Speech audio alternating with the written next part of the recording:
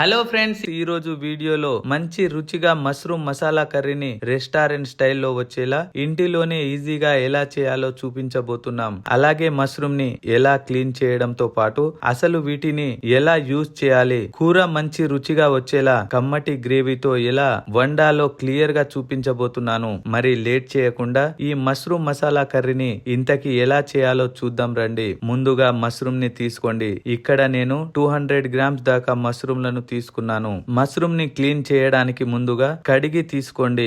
ఇప్పుడు ఒక్కొక్క మష్రూమ్ ను తీసుకొని ఇలా పైన కొంచెం రుద్దినట్టుగా చేశామంటే పైన డర్టీగా ఉండే పొర పోతుంది. మీరు ఇలా చేతితో చేయడం కష్టంగా అనిపిస్తే నైఫ్ తో స్లోగా తీస్తూ ఉన్నా గానీ పైన ఉండే ఆ నల్లని పొర అనేది సపరేట్ అవుతుంది. ఇలా మనం మష్రూమ్ ని చాలా ఈజీగా క్లీన్ చేయవచ్చు. ఈ పుట్టగొడుగులు ఆరోగ్యానికి చాలా చాలా మంచిది. మన బ్రెయిన్ హెల్దీగా ఉండడానికి అలాగే క్యాన్సర్ రాకుండా కాపాడుతుంది. జ్ఞాపక శక్తిని పెంచుతుంది. వ్యాధి నిరోధక శక్తిని కూడా పెంచుతుంది. అలాగే చాలా మంది ఇంట్లో ఉండే వారికి విటమిన్ డి అనేది సరిగ్గా ఉండదు. సో అలాంటి వారు ఫుడ్ రూపంలో మష్రూమ్ ని తీసుకోవడం వలన విటమిన్ డి అనేది బ్యాలెన్స్ అవుతుంది. సో ఇలా పైన ఉండే పొట్టును తీసి పెద్దగా ఉంటే 2 ముక్కలుగా 3 ముక్కలుగా అయినా కట్ చేసి తీసుకోండి. ఇవి ఉడికాక కాస్త చిన్నగా అవుతాయి కాబట్టి కొంచెం పెద్దగానే కట్ చేసి తీసుకోండి. సో ఇలా అన్ని కట్ చేసి తీసుకున్నాక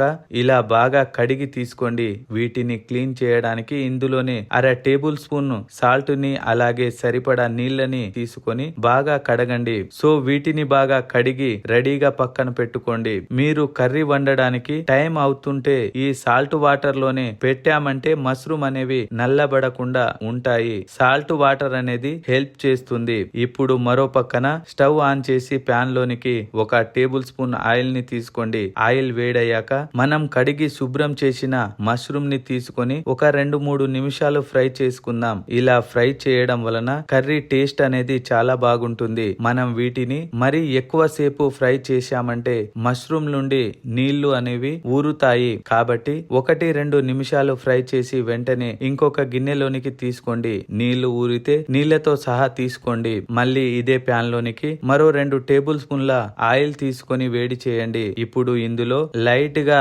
స్పైసెస్ తీసుకుందాం. 1 బిర్యానీ ఆకును, చిన్న దాల్చిన చెక్క ముక్కను, 3-4 ఇలాంచీలను, 3 యాలకులు, అలాగే 1/2 టేబుల్ స్పూన్ జీలకర్రను తీసుకొని దూరగా ఫ్రై చేయండి. ఇవి కొంచెం ఫ్రై చేశాక ఇందులోనే సన్నగా తరిగిన ఉల్లిపాయ తరుగును తీసుకొని బాగా ఫ్రై చేయండి. మనం కొంచెం గ్రేవీ కర్రీ చేస్తున్నాం కాబట్టి ఉల్లిపాయని ఇలా వీలైనంత వరకు సన్నగా తరిగి తీసుకొని బాగా ఫ్రై చేయండి. ఈ ఉల్లిపాయను ఒక పక్క ఫ్రై చేస్తూనే టమాటాని గ్రైండ్ చేసి తీసుకుందాం. ఒక మిక్సీ జార్ గిన్నెలోనికి ఒక కట్ చేసిన టమాటా ముక్కని అలాగే అందులోనే 1 ఇంచ్ అల్లం ముక్కని 10-12 పొట్టు ఒలిసిన వెల్లుల్లిపాయల్ని అలాగే గ్రేవీ మంచి రుచిగా రావడానికి 9-10 జీడిపప్పు పలుకులను తీసుకొని మెత్తగా గ్రైండ్ చేయండి. ఈ కర్రీలో జీడిపప్పు వేయడం వలన గ్రేవీ టేస్ట్ అనేది చాలా చాలా బాగుంటుంది. ఇన్ కేస్ మీ దగ్గర జీడిపప్పు పలుకులు అవైలబుల్ లో లేకపోతే 1 టేబుల్ స్పూన్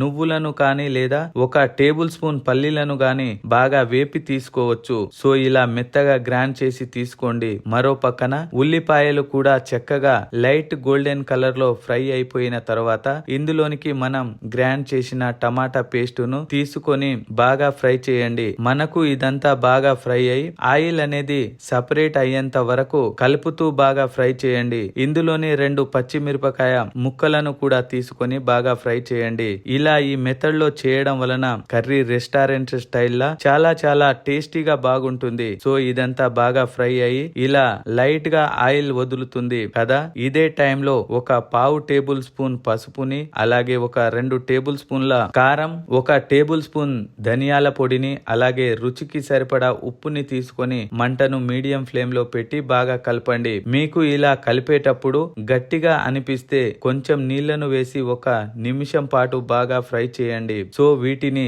ఇలా బాగా ఫ్రై చేశాక ఇప్పుడు ఇందులోనికి మనం ఫ్రై చేసి పెట్టిన మష్రూమ్స్ ని తీసుకొని బాగా కలపండి. అయితే మనం తీసుకున్న మసాలాలన్నీ మష్రూమ్స్ కి బాగా పట్టేలా ఒకసారి బాగా కలపండి. మూత పెట్టి 2 నిమిషాలు ఉడకనివ్వండి. దీని వలన మష్రూమ్ కి ఉప్పు, కారం, మసాలాలు చక్కగా పడతాయి. 2 నిమిషాల తర్వాత మూత తీసి ఒకసారి బాగా కలపండి. ఇందులోనికి గ్రేవీకి సరిపడా నీళ్లను తీసుకుందాం. మనకు గ్రేవీ అనేది మరీ పలుచగా ఉండదండి. అలాగే మష్రూమ్స్ కూడా తొందరగా ఉడుకుతాయి కాబట్టి ఇలా తక్కువగానే నీళ్లను తీసుకోండి. సో ఈ కన్సిస్టెన్సీలో గ్రేవీని ప్రిపేర్ చేశాక ఇప్పుడు మంటను మీడియం ఫ్లేమ్ లో అడ్జస్ట్ చేసుకొని మూత పెట్టి 3 నుండి 4 నిమిషాలు ఉడకనివ్వండి. 3-4 నిమిషాల తర్వాత మూత తీసి చూస్తే చూడండి ఆయిల్ మంచిగా పైకి తేలింది కదా, మంచి స్మెల్ వస్తుంది. అలాగే గ్రేవీ కూడా మనకు కావలసినట్లుగా పర్ఫెక్ట్ గా వచ్చింది కదా. ఇన్ కేస్ మీకు గ్రేవీ దీనికంటే పలుచగా ఉండి ఉంటే